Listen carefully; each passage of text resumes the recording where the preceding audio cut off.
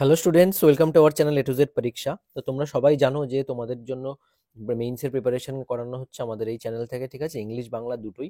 তো এই যে অপরাজিতা বিল আজকে আমরা করব, ঠিক আছে? অলরেডি তোমরা বাংলায় এই রিপোর্ট রাইটিং করেছো, কিন্তু ইংলিশের দিক থেকেও কিন্তু এই রাইটিংটা খুবই গুরুত্বপূর্ণ।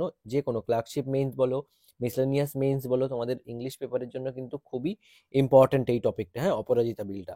তো এই অপরাজিতা বিল নিয়ে যদি নিউজ পেপার রিপোর্ট হোক, তো এই অপরাজিতা বিল নিয়ে যদি রিপোর্ট রাইটিং আসে, তোমরা কিভাবে লিখবে সেই লেখাটাকে, হ্যাঁ? তো আজকে আমরা সেইটাই একটা লেখা লিখবো। ভালো করে দেখো, এখানে ইনফরমেশন স্টাফটা আছে, ঠিক আছে? তোমরা অবশ্যই পুরো ভিডিওটা দেখো এবং ভালো লাগলে লাইক করে দিও। চ্যানেলটাকে কিন্তু সাবস্ক্রাইব করতে ভুলো না। তোমরা যারা নতুন আছো তারা কিন্তু অবশ্যই চ্যানেলটাকে সাবস্ক্রাইব করে নিও। তোমাদের জন্য এমন ক্লাস আমরা নিয়ে আসছি যেন তোমাদের কোনো পেইড কোর্সে ভর্তি হতে না হয়, ঠিক আছে? ইংলিশ বেঙ্গলির ক্ষেত্রে বিশেষ করে এখানে সম্পূর্ণ ফ্রি ক্লাস করতে তারা যারা ইচ্ছুক তারা কিন্তু অবশ্যই চ্যানেলটাকে সাবস্ক্রাইব করে নিও, ঠিক আছে? তো এইভাবে আমি বলবো যে প্র্যাকটিস করো, লেখো বারবার করে। এক একটা লেখাকে যতবার বেশি করে লিখবে তত কিন্তু তোমাদের ইমপ্রুভমেন্ট বাড়বে, হ্যাঁ? তো চলো শুরু করছি। দেখো কি বলেছে এখানে, ওয়েস্ট বেঙ্গল ইন্ট্রোডিউসড অপরাজিতা বিল টু এম্পাওয়ার ওমেন, হ্যাঁ? তো বাকি ফরম্যাট তো তোমরা জানো, এখানে বাই এ স্টাফ রিপোর্টার লিখবে, ঠিক আছে? By a staff reporter, staff reporter. হুম, এটা এটা তোমাদের এটা ফরম্যাট, হ্যাঁ? তারপর ফরম্যাটের পরে এখানে কি লিখবে, প্লেস আর ডেট। বোঝা গেছে? কোলন দিয়ে এবার তোমাদের লেখা স্টার্ট করবে, হ্যাঁ? তো দেখো শুরু করছি লেখা, ভালো করে দেখবে, হ্যাঁ? The West Bengal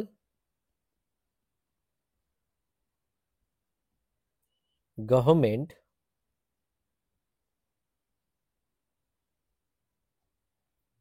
has introduced the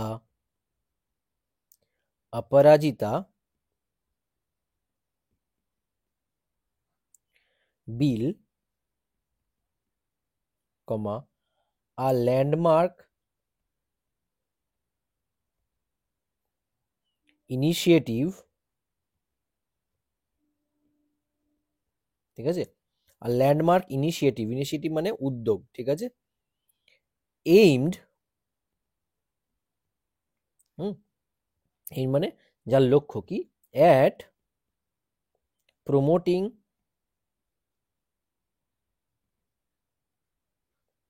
gender equality, ঠিক আছে? And women's empowerment,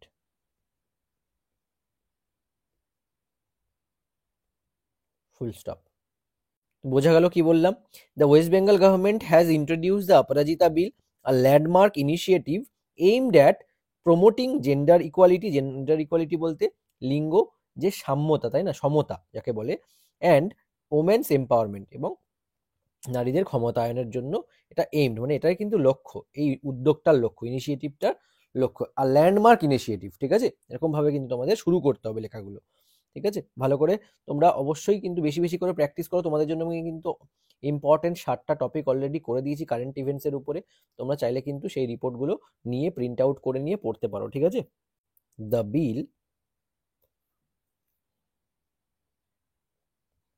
ম্যান্ডেটস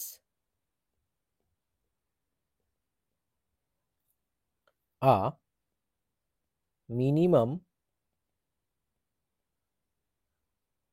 of 50% reservation,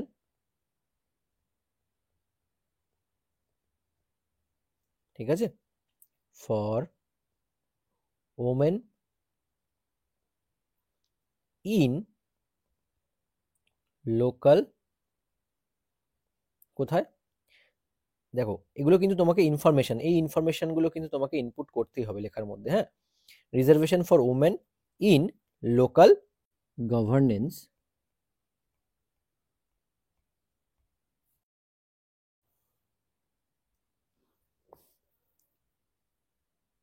institutions,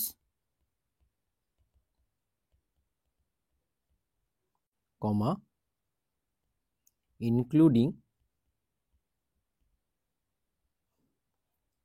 including panchayats,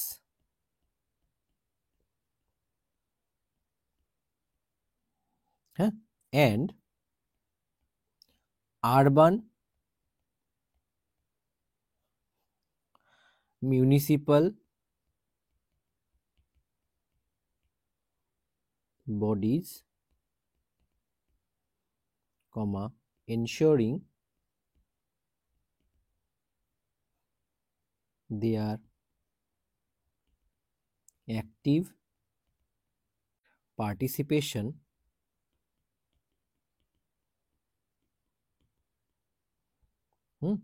in policy making, ঠিক আছে, and development activities.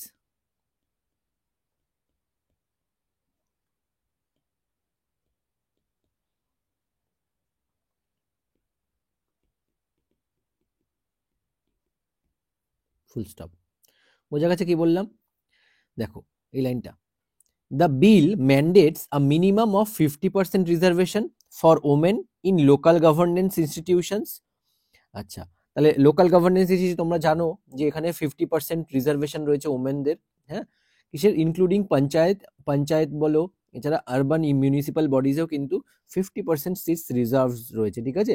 Ensuring there active participation, কি এনশিওর করা হয়েছে, তাদের অ্যাক্টিভ পার্টিসিপেশন, তারা যেন অ্যাক্টিভলি পার্টিসিপেট করতে পারে ইন পলিসি মেকিং, কিসে, পলিসি মেকিং এ, ঠিক আছে, অ্যান্ড ডেভেলপমেন্ট অ্যাক্টিভিটিস, সেই উদ্যোগে কিন্তু এই বিলটা প্রণয়ন করা হয়েছে।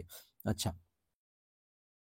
পরেরটা আমি লিখবো, প্যারা চেঞ্জ করে লিখছি, হ্যাঁ, in a state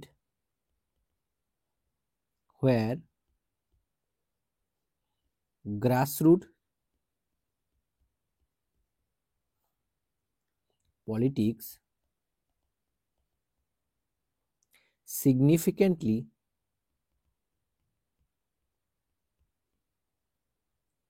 influence public welfare, this legislation seeks to challenge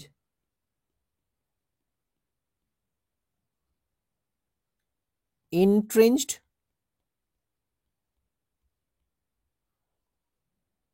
gender biases and foster equitable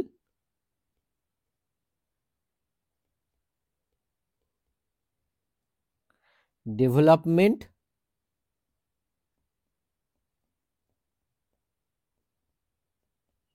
ঠিক আছে। The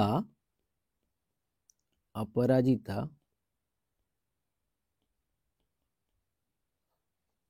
bill also aligns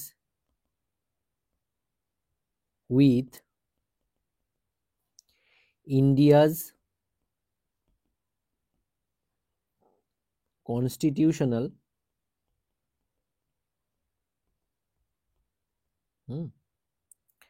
commitment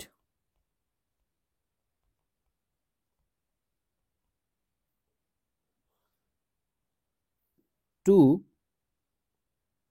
gender justice,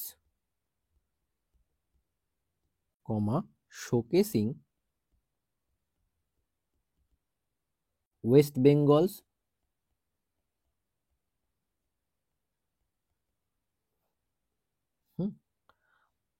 proactive stance in addressing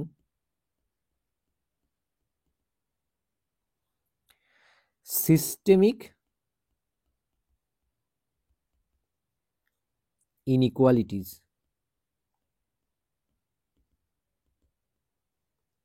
full stop. বোঝা গেছে? তো দেখো এখানে কি লিখলাম, the Aparajita bill also aligns with India's constitutional commitment to gender justice, তাই না? অপরাজিতা বিল যেটা রয়েছে এটা কি ভারতের যে সংবিধানগত লিঙ্গ ন্যায় বিচারের প্রতিশ্রুতি আছে তার সঙ্গে সামঞ্জস্যপূর্ণ, ঠিক আছে? Showcasing West Bengal's proactive stance in addressing systemic inequalities, যেটা কিনা শোকেস করে মানে প্রমাণ করে দেয় যে পশ্চিমবঙ্গের যে ব্যবস্থাগত বৈষম্য যা রয়েছে সেগুলো দূরীকরণে প্রোঅ্যাক্টিভ স্ট্যান্স নেয়, তাই না? মানে অগ্রগামী ভূমিকা পালন করে। এবার দেখো পরের প্যারাগ্রাফ কি বলেছে। এবার আমি লিখবো ফাইনাল কনক্লুডিং প্যারাগ্রাফ, ঠিক আছে? Symbolically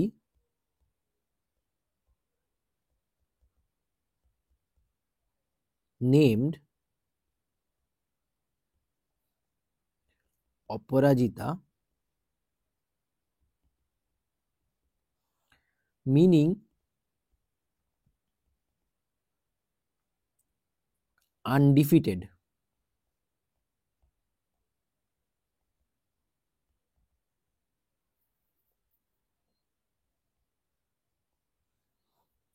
comma the bill embodies resilience and strength, comma inspiring women to overcome societal barriers, full stop. এটা কিন্তু কনক্লুডিং প্যারাগ্রাফ আমাদের চলছে, ঠিক আছে? মানে কনক্লুশন আমরা লিখছি, বোঝা গেছে? সিম্বলিক্যালি নেমড অপরাজিতা মিনিং আনডিফিটেড, তাই না? এটা এই যে অপরাজিতার নামটার মানে কি, অপরাজিতার নামটার অর্থ হচ্ছে কি আনডিফিটেড অর্থাৎ অপরাজিত, তাই তো? সিম্বলিক্যালি বলতে জানো এটা প্রতীকী ভাবে, তাই না? তো এবার কি বলা হয়েছে দেখো, এমবডিজ রিসিলিয়েন্স অ্যান্ড স্ট্রেংথ, এটা কি করে, এটা দৃঢ়তা এবং শক্তির একটা প্রতীক, হ্যাঁ? যা কি করে inspiring women to overcome societal barriers, এবং এটা কি করে নারীদের যে সমাজের প্রতিবন্ধকতা আছে সেটা অতিক্রম করার জন্য অনুপ্রাণিত করে, তাই তো? এবার দেখো পরের লাইনটা, by amplifying women's voices in governance, comma it aims to bring diverse perspective to policy making,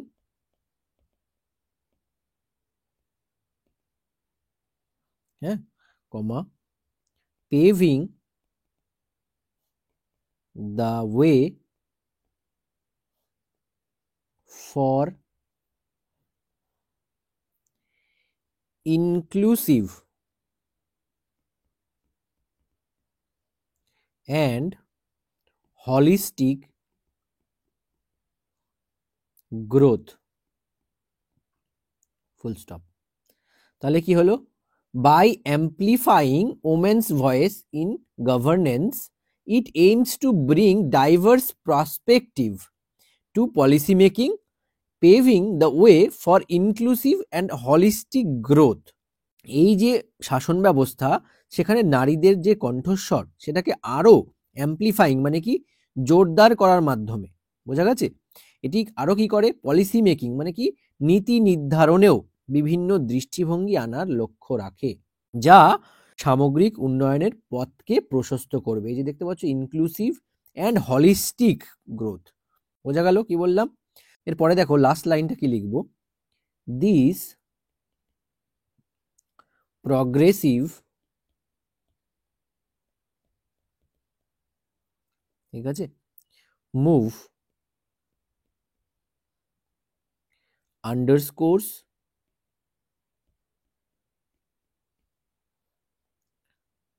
West Bengal's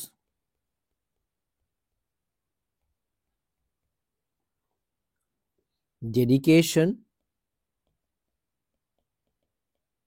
in building, তাই না, a more equitable